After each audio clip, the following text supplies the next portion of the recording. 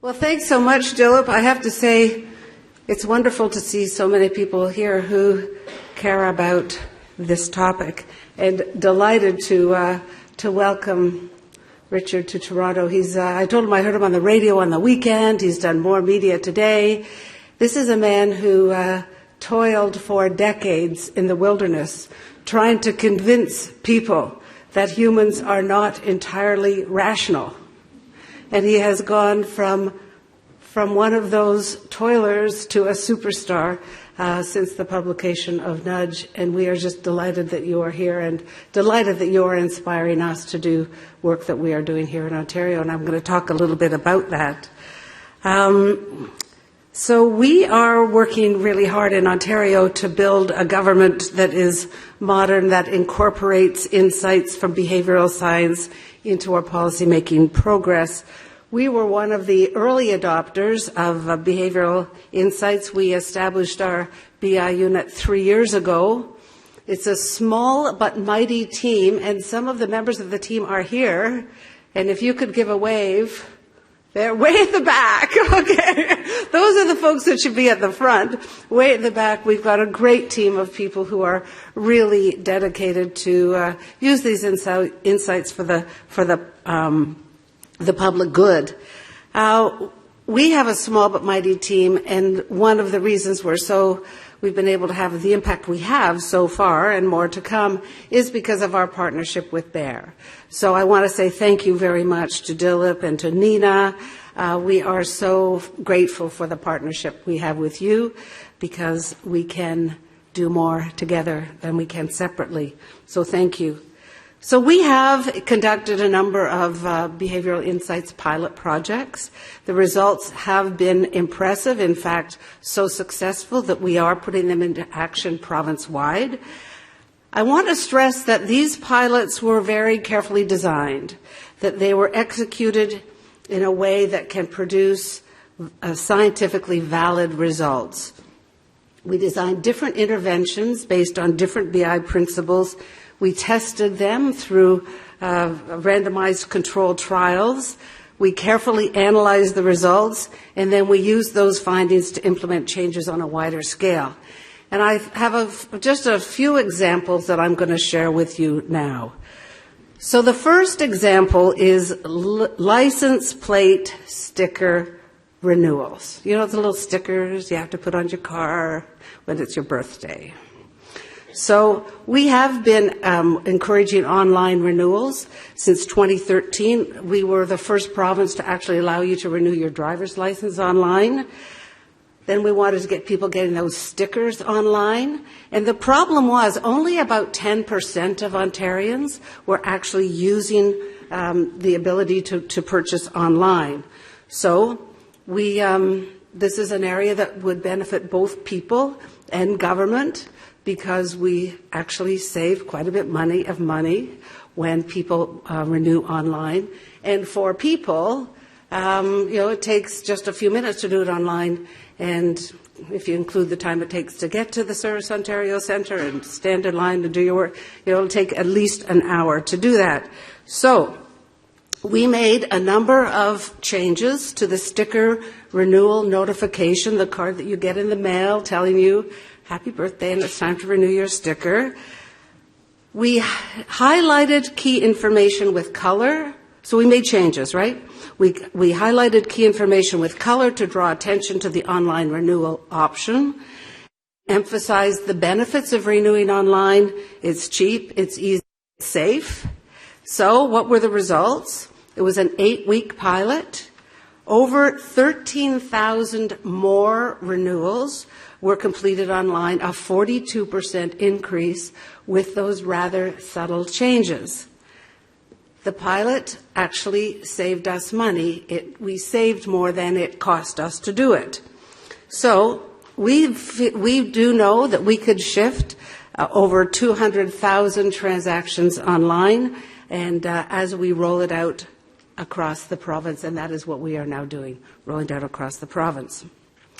The second example I want to share with you is one that's very near and dear to my heart, and that is organ donor registration.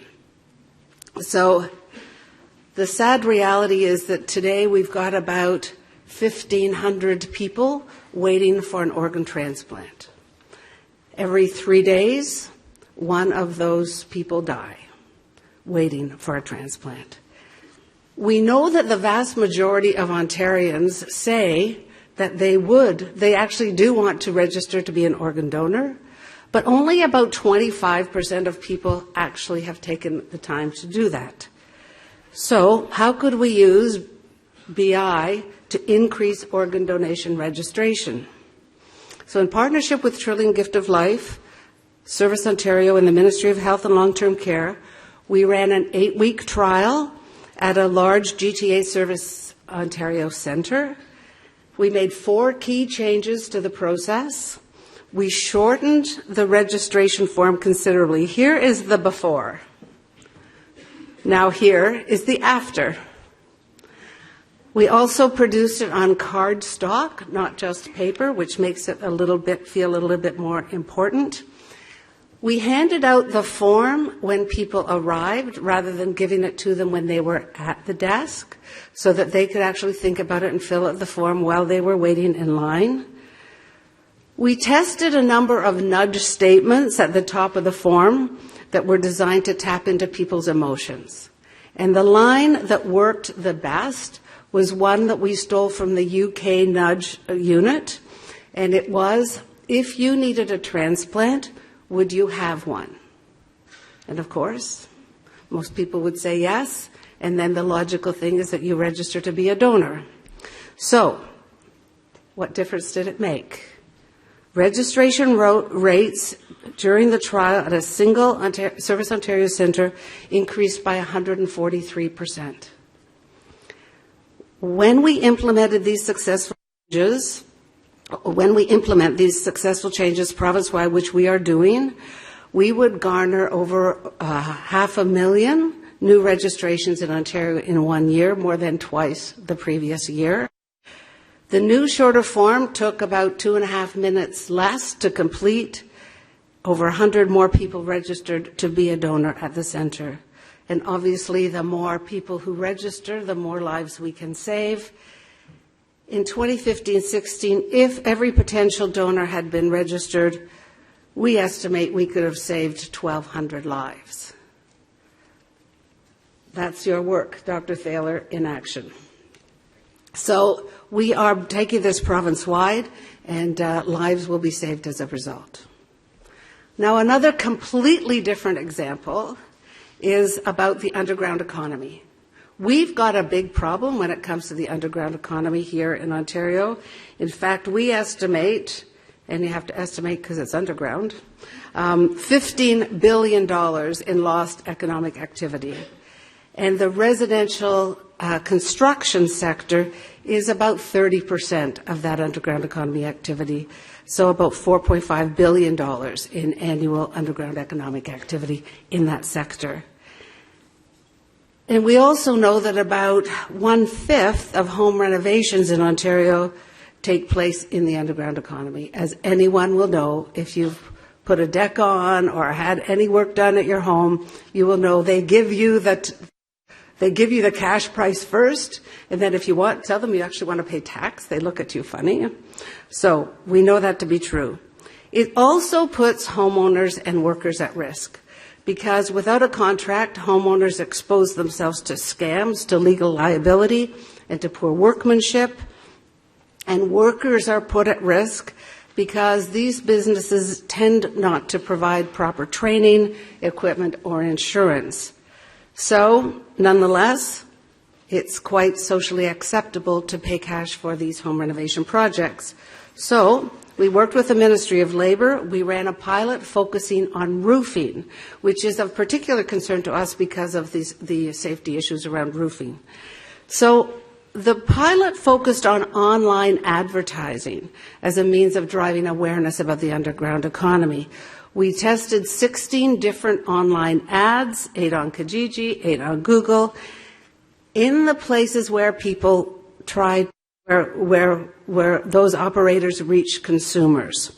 So after testing, we discovered 2 ads that were the most effective, We carefully crafted the wording of each one in order to tap into potential motivations. And each ad directed the viewer to the Ministry of Labor's website. So over the course of the month-long trial, the ads increased visits to the Ministry of Labor's website, a 144% increase. And if only 1% of people who visited the site decided not to participate in the underground economy, we would pay for the campaign itself with increased HST revenues, not to mention better working conditions and better safety. So we are just at the beginning of our BI journey. We are very eager to build on this and discover the full potential, and I think that's limitless.